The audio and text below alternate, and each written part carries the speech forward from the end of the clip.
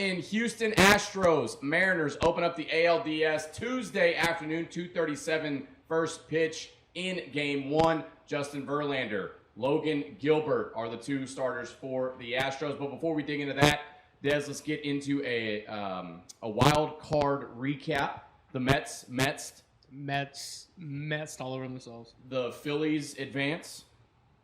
The Padres advance. The Guardians advance. And, of course, the Mariners advance. What a weekend it was for Major League Baseball. Yeah. The Guardians played some really good baseball against the Rays. 15 innings, I believe, was the final before they walked off Rays in Game 2.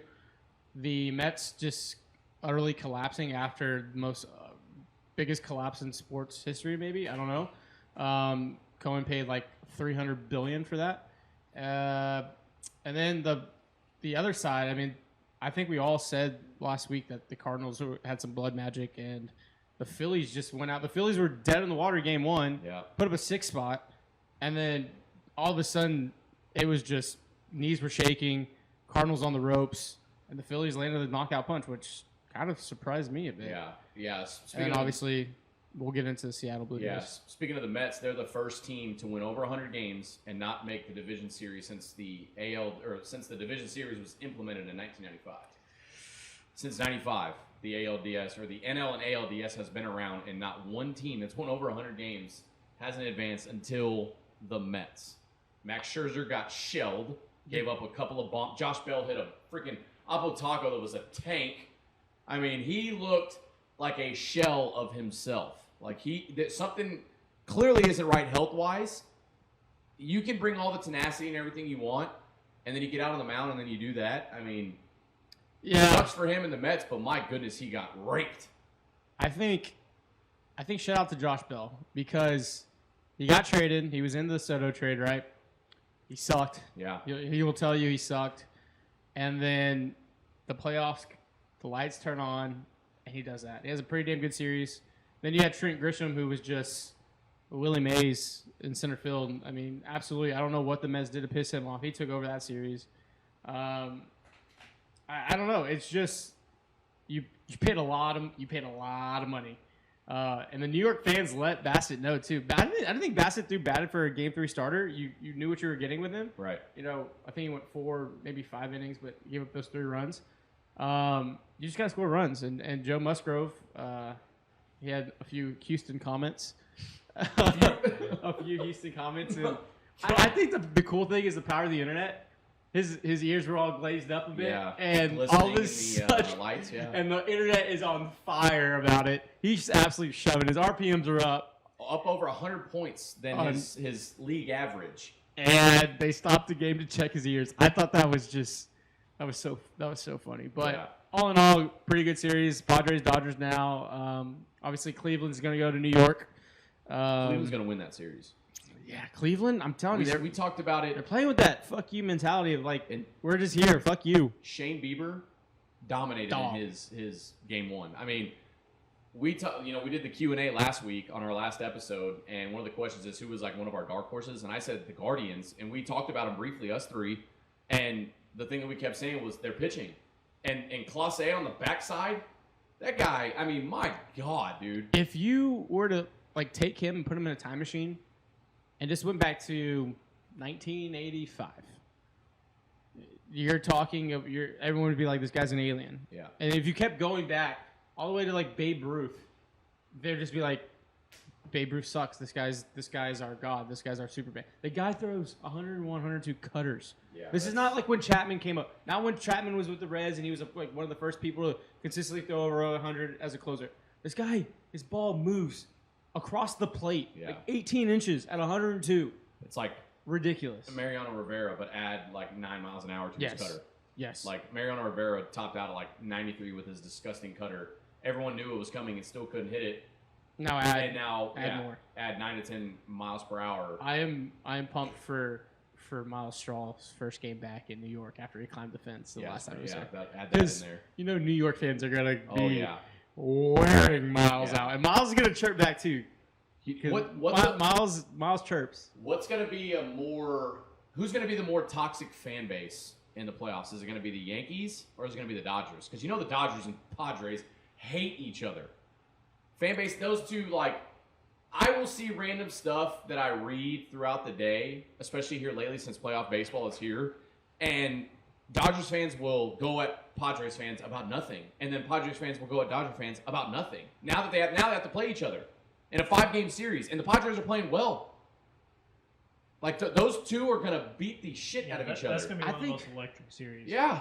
So this is what the two frames where I go is this. The Dodgers are by far the best team. 111 wins this regular season. But baseball just finds a way, and it's going to be – it reminds me of the Braves last year. The Braves and Dodgers played in Arlington in the COVID year, the Mickey Mouse year, right? And the Braves kind of blew it, and the Dodgers took it, ran, and the Dodgers won the Mickey Mouse. I can't wait for one of the Astros pitcher with nobody on, nobody out, and they have one of the Mariners hitters down an account like 1-2, and they lose a curveball, and it accidentally change up, and it nicks an elbow pad, and then Scott Servais is going to be in the dugout, just like his mind's going to start churning. Which Astro am I going to hit? Yeah. Who am I going to take? Who's going to? How dare you hit my guy on a 1-2 change up at 85 miles an hour? You know who Scott Servais is? Who is he? He 1,000% in his coaching office has Jose Altuve up on a dartboard with like a mustache. You know, like he like drew it on. He like throws darts at him. You know like, who? Like the running joke of like some 80s sitcom. Like Scott Servais is the guy in Billy Madison, Steve Buscemi, that's laying on the couch, and he's got the hit list, and he puts on the lipstick, and he marks them off. Yeah. Right? That's him. That's him, and he's got like 4 or 5 Astros players listed up there. He causes unnecessary bullshit. He thinks he's Tony La Russa. He does. But you got to win something. Right, that's what I'm to saying. be Tony La Russa.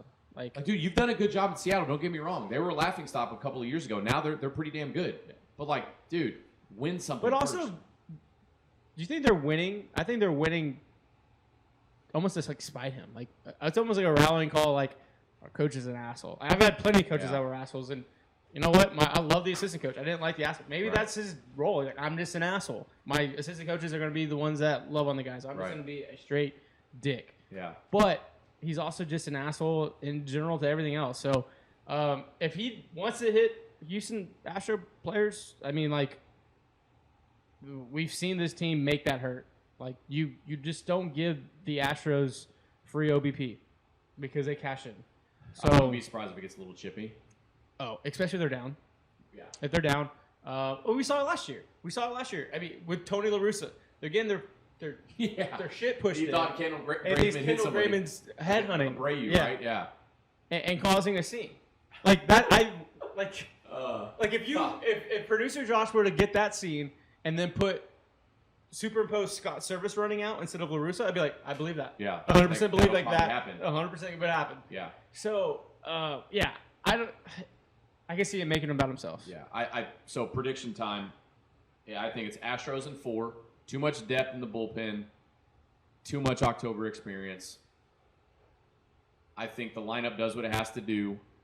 I think Verlander. I think all of them throw well, but I just think with the depth all around, posting experience. Now the interesting thing is who's going to be left off the roster. Like, that's my thing. Is who are you going to leave off? Is it going to be like you could? Will Smith's on the roster. I think Will Smith's on the roster as well. I think Maton doesn't make it. I don't think Maton's on it. I think he's going to be the odd man out. And then what are they going to do with Urquidy? What are they going to do with Luis Garcia? I don't think Urquidy's on it. So that's what I was going to say. You can make a case that Urquidy doesn't make the roster. You carry an extra bullpen arm over a bat. And I just don't. I think you keep Garcia over Urquidy because Garcia's pitched out of the pen before. Right. And I think Phil's out because there's actually going to be lefties that we actually need. I guess technically need a lefty for. Even though those guys with reverse splits in 2022, we don't have to go lefty-lefty matchups. Yeah. But Seattle's left-handed hitters against left-handed pitchers, OPS is 628. Wow. Yeah, so they're probably going to carry Will. They're probably going to carry. Okay, I'll give my prediction. I got Astros in 5. Subject to change. If they're up 2-0, it's Astros in 4. But the precipice and the swing game for me is game 2. Luis Castillo versus Framber Valdez, most likely, is the without us knowing what the rotations are set. I mean, if Servais wants to throw a wild card out there and have save Castillo for Game 3, I mean, At home in front of that T-Mobile Park. that's or not wherever a it's weird. called. That's not. I mean, That park is going to be nuts. You But know, I mean, we saw that. that's park putting your earlier nuts in on the table. season. That's putting your nuts on the. If They you could, did they that, could go Kirby in Game 2. And Kirby just hope Game that, 2, and that he the unknown. That's man. that's how I would attack the Astros. You would save Castillo for Game 3, and I hope think you I get you steal a win at home. I mean, at Minute Maid Park. I wouldn't. I would throw Castillo. No, I tell you that. Castillo Game Game two, 2. like, you have to throw your that horse. the Castillo Framber game is where my prediction goes. If the Astros win that game, it's Astros in 4. Yeah. If Castillo wins Game 2, it's gonna be Astros in 5. Yeah. Just because I have a crush on Luis Castillo. If they I've throw always Robbie said. Ray Game 3, it's a mistake and they're going to lose the series. But they have to throw him. Yeah. Do they? You think they would leave him off? Maybe not leave him off, but have him ready to come out. Maybe he pitches Game 4. Oh, I think he's 100% going to start a game. Yeah, I think he's your Game 3. Well, how much you're paying him? Yeah, he's got to be your Game 3 starter. guy. That's what I'm saying. That's what you are supposed to do, and they'll probably do it, and the Astros will beat them. But if they wanted to pull some weird, like, Tampa Bay Rays type shit, and... Well, I think if there's any time to start Robbie Ray, it's the first home game in 21 years where that crowd's going to be just a fucking... Look, last year's I told the guys offline, last year's White Sox team, that crowd for Game 3, how electric that was, multiply that by 10, I think that Seattle crowd just it's been waiting for 21 years. 21 years. Right? Robbie Ray has a 10.97 ERA in 3 starts against the Astros. Yeah, gotta get to him. Astros in 4. Yeah. 4 or 5. But I think the big thing in this series, and we can just go and dive into like who do we think is going to be the dog of the series or anything like that. But I think the Astros are really going to have to sustain and do what they do best is grinding out at bats. Because I think Seattle's bullpen is vastly underrated. I think they're good. But if we're seeing them a lot early, it's just like what we talked about when Strami, if you want to drop that link right there, Josh, where we talked to Strom, where he said we were the best in the game, and then the bullpen right there. Just drop that right there. There. Getting looks at these guys in October mean a lot. And so to see what kind of form they're in, if we're grinding at bats and we get Gilbert out in the 4th or 5th, we get Castillo out in the 4th or 5th, that pen's pretty fucking tired going into Game 3, 4, 5, which are back-to-back-to-back days, which is incredibly dumb. Incredibly dumb, Major League Baseball. How many pitchers did they use in Game 2 against the Blue Jays? Like 9 or 10? Yeah, I think 8, 9 or 10, something like that? I think it was something like that. So the bullpen might be a little, not taxed. They'll be so.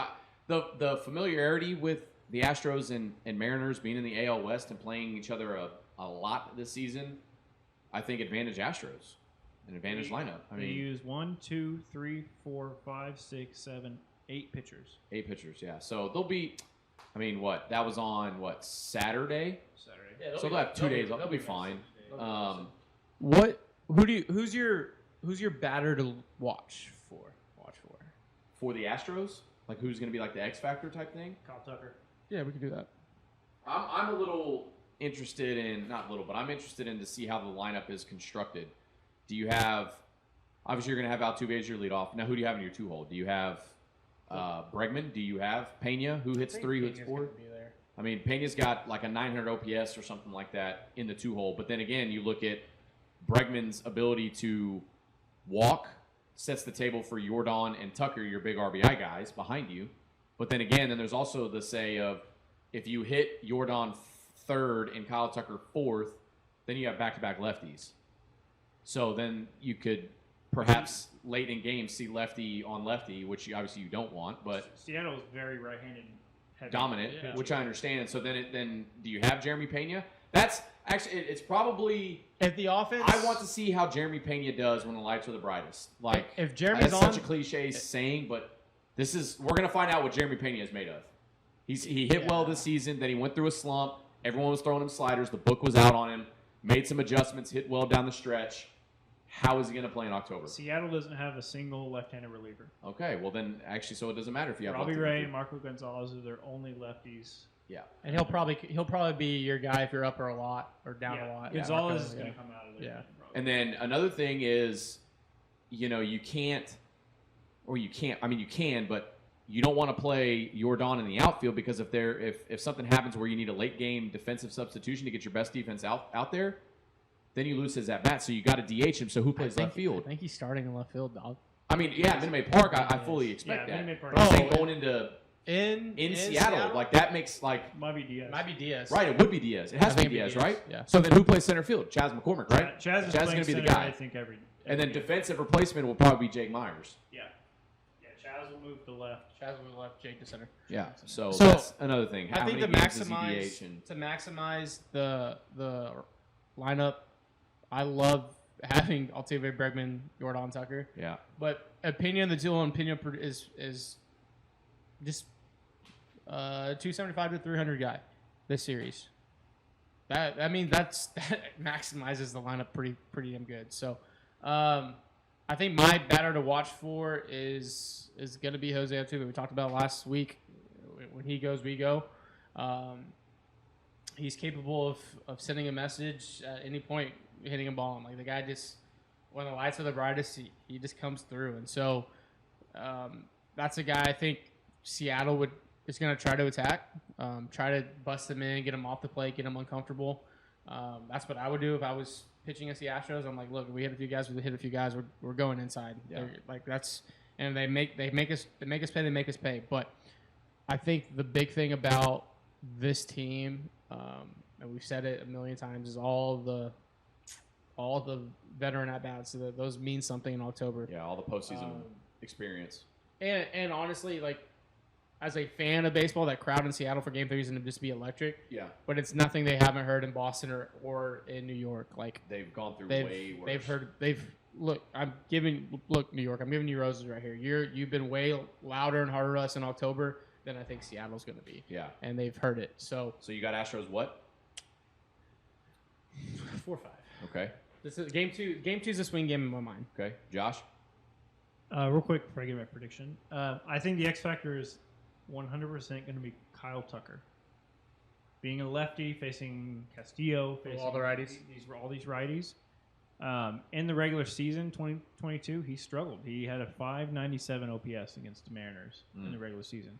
On the flip side of that, Jordan had a 1,091 OPS against the Mariners. I'm just stuttering over here. I'm nervous, man. October's here. A guy to watch for that I really hope breaks through and has a good playoff run is Trey Mancini.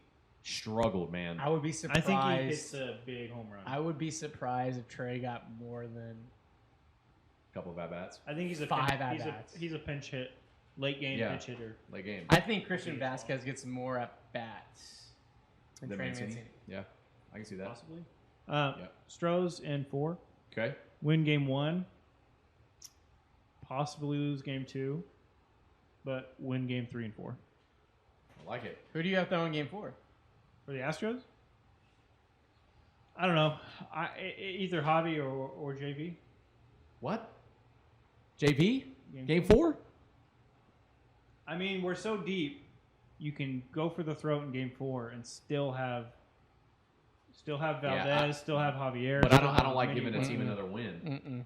That's not. I'm throwing Javi game 4. Putting JV game 4. You're giving a team a win. I think. Is that's he on? shutting Is the that door. on full rest? Yeah. Okay, that's on full rest. I don't know. I think that, I'm riding with I think JV. probability wise, game. that's I think maximizing your chance to win game 4 and win game 5.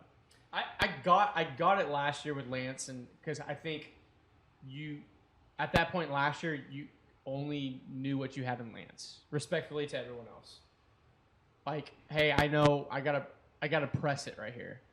I don't think if you're in that situation where you're up 2-1, I don't think you have to press because I think Javi could be that guy. I'm okay with that too because if you go Javi, but like last year, you're like, we have Lance and that's it. Let's end you it. go right now. Javi, you win game 4, then JB's ready to go for game 1 of the ALCS.